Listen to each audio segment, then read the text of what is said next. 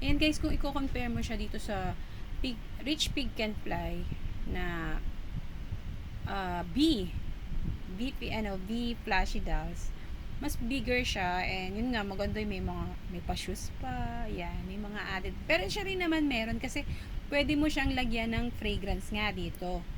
May kasamang sachet na inilalagay dito para magkaroon siya ng smell. And ayoko nga siya kasi guys, medyo maamoy.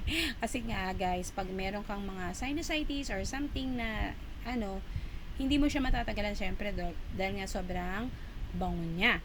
So kaya hindi ko siya nilagay. Pero kayo kung gusto niyo, pwede niyo rin naman ilagay.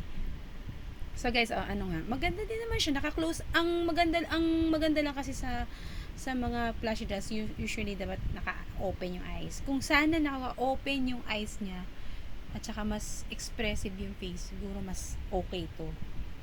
Pero okay siya.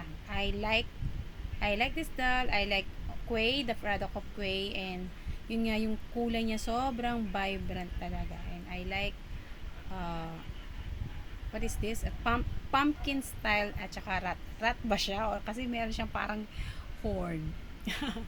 I don't know. It's like a rat or a bear. Yan. So, kayo nang bahala guys mag-judge kung ano siya. Pero yun, ang ano ko sa kanya, maganda siya in terms of color.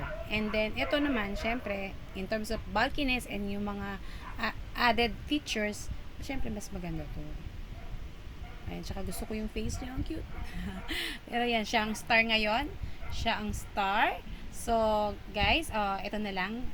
Ay, end na natin ang ating video. Sana nagustuhan niyo to si Quay. Sa tingin niyo, maganda kaya magkaroon ng sister si Quay na makasama, or siya na lang talaga.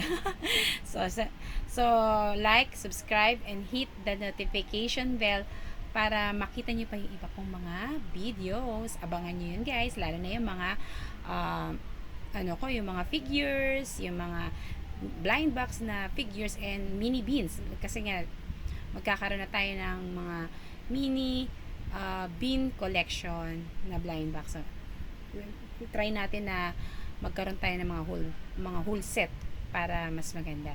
So, sige guys, bye. Ito na lang po. Goodbye. See you next time.